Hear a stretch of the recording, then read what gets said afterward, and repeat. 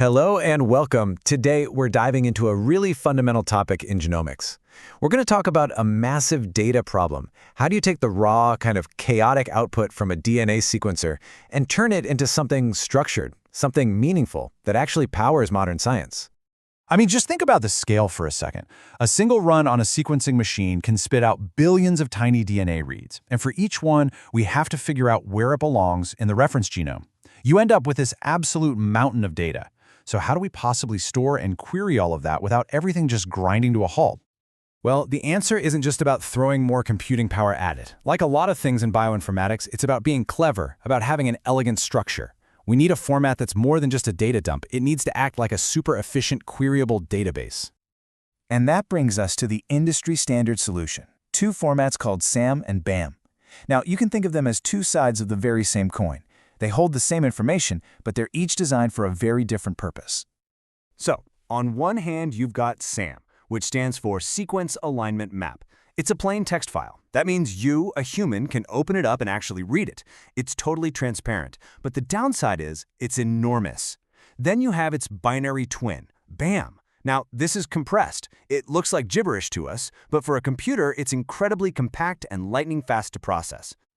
To really understand how these files work their magic, we've got to pop the hood and look inside. So let's start by breaking down the anatomy of a SAM file. Okay, so if we're thinking of this like a database, the very first part of the file is the header. Every line in the header starts with an @ sign, and its job is to define the schema for all the data that follows. For example, you'll see @SQ lines that list all the reference sequences, like chromosome 1, chromosome 2, and so on. Then you'll have @RG lines that tell you about the sample itself.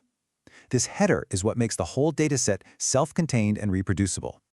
So that's the overall structure. Now let's zoom way in and look at a single record, just one line from the file, which represents one single DNA read aligned to the genome. And at first glance, whoa, it's a lot. It's this long string of text and numbers and symbols. It honestly looks like a secret code. And you know what? In a way it is. But it's a code that we can absolutely crack. So how on earth do we make sense of this? Well, we just stick with our database analogy. This isn't one long, random string.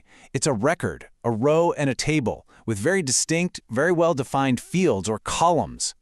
It turns out that that intimidating line of text is actually just 11 mandatory fields, each separated by a tab. And every single field tells us a specific part of the story, from the read's name or Q name, all the way to where it mapped on the genome, its quality score, and so much more.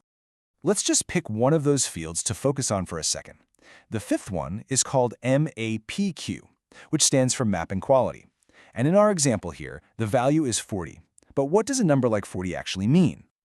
This number, MAPQ, is basically a confidence score. It's on something called a Phred scale, which is logarithmic. All you need to know is that higher is way better. A MAPQ of 40 is actually fantastic. It means there's only a tiny 1 in 10,000 chance that this read was mapped to the wrong spot in the genome. This little number is absolutely crucial for filtering out junk alignments later on. Okay, next up is one of the coolest, most clever fields in the entire format, the bitwise flag. It's just a masterclass in how to store data efficiently. So the bitwise flag takes a whole bunch of simple yes or no questions about the read. Things like, is it part of a pair, or did it map backwards? And it encodes all of those answers into a single number. It's brilliant. It does this by giving each property a unique value that's a power of 2. This table here is basically our decoder ring, our Rosetta Stone for the flag. You can see each property gets a unique power of 2. 1 means the read is paired, 16 means it's on the reverse strand, 64 means it's the first read in a pair, and so on. The final flag you see in the file is just the sum of all the values for the properties that are true. And because of this system, we can work backwards to decode any flag. Our example read had a flag of 83. So we can break that down. We see that 83 is just 64 plus 16 plus 2 plus 1. We look those up on our table, and that single number, 83, instantly tells us 4 different things. This read is paired, it's in a proper pair, it's the first read in that pair, and it aligned to the reverse strand. How efficient is that? All right, the last key component we're going to decode today is called the CIGAR string. Now, if the bitwise flag tells us about the alignment, the CIGAR string tells us how the read aligns, literally base by base.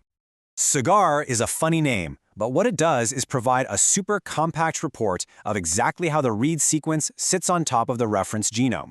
It accounts for everything: perfect matches, mismatches, and even gaps like insertions or deletions. And just like the bitwise flag, the CIGR string has its own little language. M means a base aligns. It could be a perfect match or a mismatch.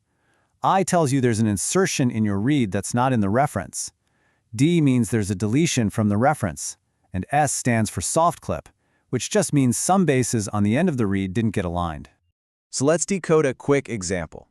If you see a CIGR string that says 40M to I8M, it's telling you a very precise story. It says the first 40 bases of the read align, then there's a 2-base insertion that's unique to our read, and then the final 8 bases align again. It's this incredible level of detail that lets scientists pinpoint the tiniest genetic variations. So let's just bring this all together. SAM and BAM files are so much more than just storage containers. They are these really thoughtfully designed formats that transform a chaotic sea of raw sequence reads into a highly structured, queryable database that's just packed with useful metadata and precise alignment details.